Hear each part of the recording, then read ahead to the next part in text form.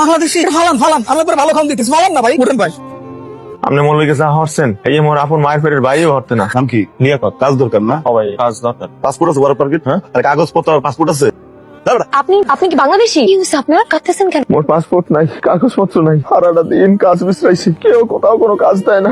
দেখেন আমিও একজন বাংলাদেশি, আপনি চাইলে আমার উপর ভরসা রাখতে পারেন। ভয় পাওয়ার কোনো কিছু নেই, আপনি আমাকে বিশ্বাস করতে পারেন। আপনি আসেন আমার সাথে আসেন। আপনার একটা পাসপোর্ট লাগবে, কিন্তু এটা অনেক কঠিন কাজ, অনেক সময় লাগবে এটাতে। শুনেন, আমি কাজে যাচ্ছি, আসার পর দেখা হবে। আমি চলে গেলে আপনি এখানে একা একা কি করবেন? আপনি চলেন আমার সাথে। আপনি নিশ্চয়ই ভাবছেন এরকম একটা অপরিচিত দেশে একটা অপরিচিত মানুষ আপনাকে কেন সাহায্য করছে। তাহলে শুনেন, আমার ভাই আপনার মধ্যে এরকম ভাগ্য পরিবর্তন করার জন্য সাইপ্রাস গিয়েছে। তারপর একজনকে পুলিশ ধরে নিয়ে যায়, আরো 2 বছর ওকে জেলে থাকতে হবে। আমার ভাইয়ের জন্য কিছুই করতে পারছি না, জীবনটা অনেক কঠিন। হ্যালো আম্মা, আসসালামু আলাইকুম। ঈদ মোবারক। আব্বা কই? আব্বা ঈদ মোবারক। সরি, এবারও আসতে পারি নাই। আমি তো অনেক চেষ্টা করছি, আগামীবার আসবো ইনশাল্লাহ। সরি, আপনাকে বলতে ভুলে গেছি। ঈদ মোবারক। আমি দেশে থাকলে ওই পাপ গুলা গোসল করে আতর দিতাম, আতর দিয়ে নামাজে যাওয়ার সময় আম্মাই ফিন্নি খাওয়াই দিত।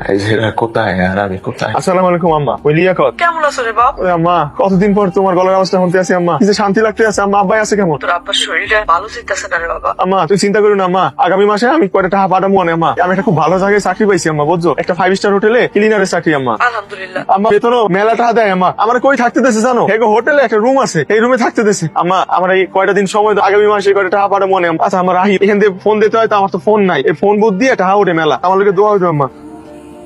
আপনার জন্য একটা গুড নিউজ আছে। বলেন তো কি সারপ্রাইজ? কইতে পারবো না। আপনার পাসপোর্ট হয়ে গেছে, কংগ্রেচুলেশন। মোর পাসপোর্ট? জি, আপনার টিকিটও হয়ে গেছে। আগামী পরশুদিন আপনার ফ্লাইট। পরশু? টাকা নিলেন না তো? আপনি আজকে দিকে যান, আব্বা আমার সাথে দেখা করেন, তারপর দিন বকেয়া রইলো। মুই যে আপনাদের কোন বাইলে ধন্যবাদ দিব বুঝতে পারছি না। কোনো বাইলে কিছু দেওয়া লাগবে না, আপনি আগে যান আব্বা আমার সাথে, তারপর আমাকে ভিডিও কলে কথা বলেন, তাতে আমি অনেক খুশি। এবার দেশে গেলে আব্বার পা ধরে মাপ চাও। জমি জমা বিক্রি করে আইছি তো, কিছুই তো করতে পারলাম না এগুলোকে। আমার বাপের পা ধরে মাপ চাইলে আমার মাপ করবো? হ্যাঁ করবে। লিয়াকত আপনি আছেন ভেতরে? লিয়াকত আসবো আমি। লিয়াকত আপনি আছেন ভেতরে?